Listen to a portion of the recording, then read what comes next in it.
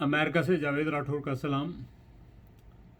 दोस्तों, जिस तरह निज़ाम हुकूमत को चलाने के लिए आपको डेमोक्रेटिक सिस्टम की ज़रूरत होती है या प्रेसिडेंशियल फॉर्म ऑफ गवर्नमेंट की ज़रूरत होती है या किंगडम की ज़रूरत होती है या वन पार्टी रूल की जिस तरह के चाइना में ज़रूरत होती है, इसी तरह मुल्क के माशी निज़ाम को चलाने के लिए भी आपको या कैपिटलिज़म के निज़ाम को फॉलो करना पड़ता है या सोशलिज़म के निज़ाम को फॉलो करना पड़ता है।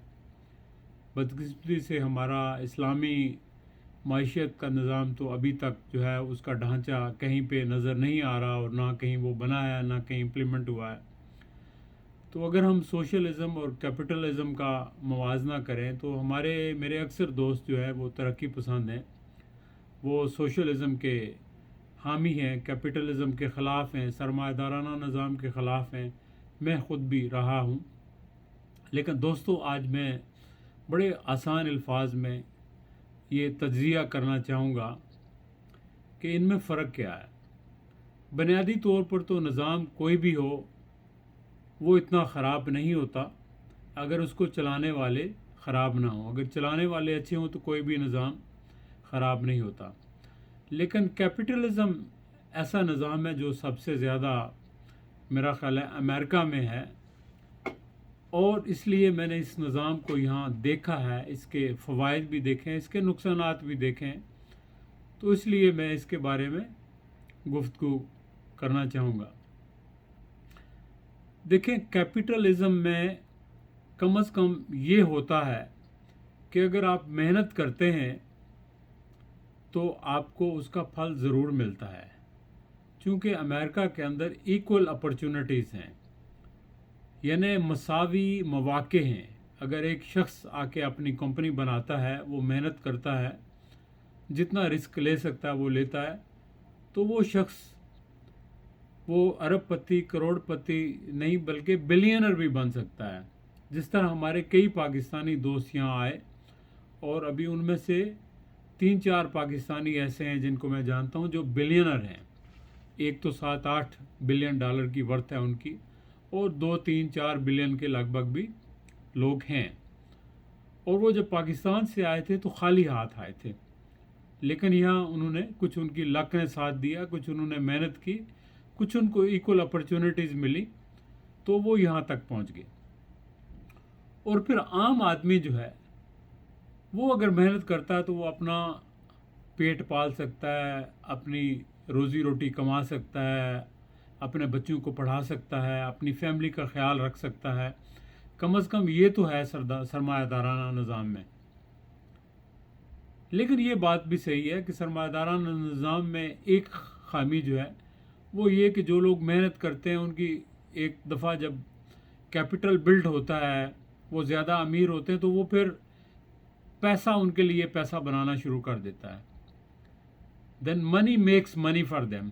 वो ख़ुद बैठे होते हैं कि गोल्फ खेल रहे होते हैं, लेकिन उनकी इन्वेस्टमेंट इतनी होती है कि वो मल्टीप्लाई होती रहती हैं, और ये भी बेसिकली उनकी मेहनत की वजह से आया। और फिर अमेरिका में एक और जो चीज़ इन्होंने की है कि यहाँ इनके अंदर एक कानून बना है, जिस कानून के तहत अगर कोई शख्स जो है 100 बिलियन से ज़्यादा हो जाए तो फिर उसके तहत वो उस कंपनी को आगे बढ़ने नहीं देते, ताकि वो ज़्यादा बड़ी हो गई तो दूसरे लोगों को, वो छोटे बिजनेसमैनों को खा जाएगी। जिस तरह माइक्रोसॉफ्ट के ख़िलाफ़ केस किया गया और माइक्रोसॉफ्ट को तोड़ना पड़ा, बिल गेट्स की कंपनी को तोड़ना पड़ा।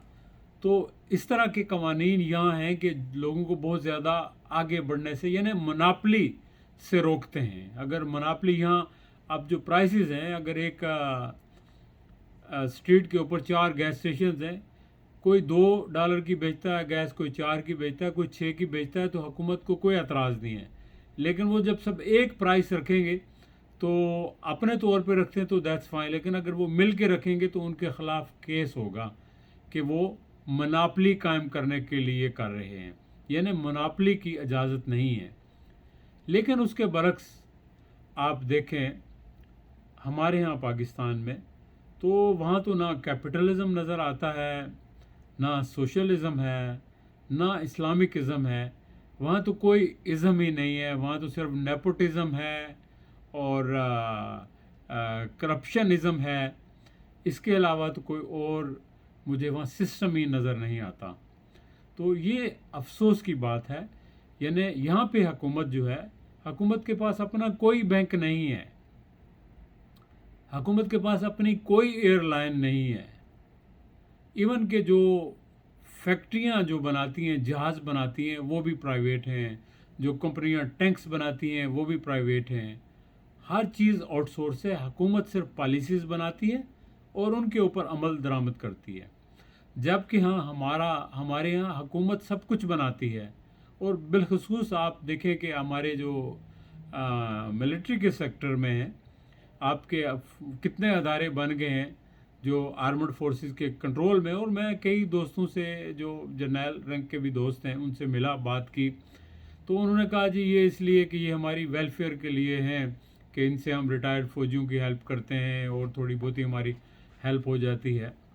لیکن آپ باہر کے ملکوں میں دیکھیں، یہ کوئی ایسا تصور نہیں ہے کہ وہاں حکومتیں یا حکومتوں کے ادارے جو ہے وہ بزنس کرتے ہیں. تو یعنی وہاں پہ ہر کام کے اوپر حکومت چھائی ہوتی ہے اور حکومت کی مرضی کے خلاف کچھ بھی نہیں ہوتا. ریڈ ٹیپ جس کو بیوروکریسی کہتے ہیں وہ اتنی زیادہ ہے. اب یہاں اگر میں نے ایک کمپنی بنانی ہے، میں ایک کال کروں گا تو میں 10 منٹ میں کمپنی بنا لوں گا، یا میں انٹرنیٹ پہ جاؤں گا، میں وہاں جو فیس ہے وہ پے کروں گا، اپنی کمپنی بنا لوں گا، مجھے ڈاکومنٹس آ جائیں گے، یا ارجنٹ فیس دے کے میں وہیں پرنٹ کر لوں گا. مجھے اگر ٹیکس آئی ڈی لینا ہے تو مجھے یہاں آدھے گھنٹے میں کیا 10 منٹ میں مل جائے گا. لیکن پاکستان میں گیا تو میں خود ٹیکس آئی ڈی لینے کے لیے کئی چکر ایف بی آر کے لگائے، کئی دن ضائع کیے. پھر میں نے کہا چھوڑو، دفع کرنا کیا کرنا بھائی، یہاں انویسٹمنٹ کر کے کیا کریں گے. یعنی وہاں ہمارا سسٹم اتنا بوسیدہ ہے. اب یہاں ہمارا ریل اسٹیٹ کا آفس ہے تو جو خریدنے والا بیچنے والے اٹرنیز یہاں آتے ہیں، ٹائٹل کمپنی آ کے یہاں ہی ہو جاتے، وہ کلوزنگ کرتے ہیں جس کو ہم رجسٹری کہتے ہیں. تو ایک دوسرے کو ڈاکومنٹس دیتے ہیں، سائن کرتے ہیں، چلے جاتے ہیں. کبھی کوئی کیس عدالت میں جاتا ہی نہیں ہے. یہاں اگر امریکہ میں آپ پتہ کریں کہ زمینوں کے کیس ہوں گے تو میرا خیال ہے زمینوں کے کیس شاید 0.1% بھی نہ ہوں، چونکہ سسٹم ایسا بنایا گیا ہے. اور ہمارے ہاں عدالتوں میں جائیں تو سب سے زیادہ 90% کیس زمینوں کے ہوتے ہیں، چونکہ وہاں سسٹم نہیں ہے. نہ کوئی سسٹم بنانا چاہ رہا ہے، نہ کوئی سسٹم لانا چاہ رہا ہے. اگر کوئی سسٹم چینج کرنے کی کوشش کرتا ہے تو اس کو سارے لوگ راستے سے ہٹانے کی کوشش کرتے ہیں، چونکہ جو سٹیٹس کو ہے اس میں سب کا فائدہ ہے. اس میں پٹواری بھی ہے، اس میں گرداور بھی ہے، اس میں تحصیلدار بھی ہے. یہ ساری یہاں چیزیں نہیں ہیں. نہ ایف آئی آر بھی اگر مجھے درج کرانا ہے تو میں یہاں کال کروں گا فون پر، میری ایف آئی آر درج ہو جائے گی. لیکن ہمارے یہاں یہ سسٹم نہیں ہے. تو اب دنیا کا مقابلہ کیسے کر سکتے ہو بھائی؟ آپ اپنے سسٹم کو چینج کرو گے، اور آپ کا سسٹم تب چینج ہوگا جب آپ اپنے ان دماغوں کو چینج کرو گے. آپ کے دماغوں کے اندر جو کچھ بھرا ہوا ہے وہ پرانے دور کی چیزیں ہیں، ان کو نکالو باہر. دیکھو دنیا کیا کر رہی ہے، دنیا کہاں پہنچ گئی ہے. اب چاند پہ جانا پرانی بات ہو گئی ہے، اور ہم لوگ ہیں کہ ابھی تک وہ رجسٹری اور وہ زمینوں. ہمارے ایک رشتہ دار ہیں، وہ بیچارے زمین کاشت کرتے ہیں لیکن وہ زمین ہمارے نام ہے، تو وہ کئی سالوں سے کاشت کر رہے ہیں. لیکن جی وہ زمین تو آپ کے نام بولتی ہے، چونکہ وہ بیچارے کاشتکاری ان کے نام ہے، زمین کا مالک کوئی اور ہے، کھاتا کسی اور کے نام ہے. یعنی کیا سٹوپڈنس ہے، مطلب کیا بیوقوفی کی انتہا ہے. یعنی انسان کا عقل جو ہے وہ دم رہ عقل ساتھ چھوڑ دیتا ہے. میرے جیسے لوگوں کا جہاں جا کے دیکھتے ہیں سسٹم کو، یار کیا سسٹم ہے ہمارے ملک میں. وہ کبھی تو اس کو ٹھیک کرو خدا کے لیے. سارا سسٹم جو ہے ری ویمپ کرنے کا ضرورت ہے. آپ کا ایجوکیشن کا سسٹم ہے، آپ کا محکمہ مال کا سسٹم ہے، آپ کا جوڈیشری کا سسٹم ہے. وہاں لوگ بیچارے بھٹکتے رہتے ہیں، ان کو فیصلے عدالتوں میں نہیں ہوتے، کئی سال تک رہتے ہیں، عدالتوں کے چکر کاٹتے ہیں، وکیلوں کو فیسیں دیتے ہیں، وہاں فیصلے نہیں ہو پاتے. یعنی کوئی تو سسٹم ہے جو آپ درست کریں. اور سسٹم کبھی بھی چینج نہیں ہوتا جب تک آپ اپنے ذہنوں کو تبدیل نہیں کرتے. تو ذہنوں کو تبدیل کرنا ضروری ہے. مجھے معلوم ہے کہ یہ آسان کام نہیں ہے، چونکہ جو آپ کا ذہن جس طرح سے چلا آ رہا ہے برسوں سے سالوں سے، جس ماحول میں آپ نے پرورش پائی ہے، اس کو تبدیل کرنا آسان نہیں ہے، لیکن آپ کو کرنا پڑے گا، چونکہ ورنہ آپ بہت پیچھے رہ جائیں گے، دنیا بہت آگے چلی جائے گی اور آپ کا کہیں نام و نشان بھی نہیں رہے گا، اس لیے آپ کو اپنا سسٹم چینج کرنا پڑے گا۔ چلیں دوستو، اپنا خیال رکھیے گا، پھر انشاءاللہ آپ سے کسی اور وقت کسی اور موضوع کے حوالے سے بات ہوگی۔ خدا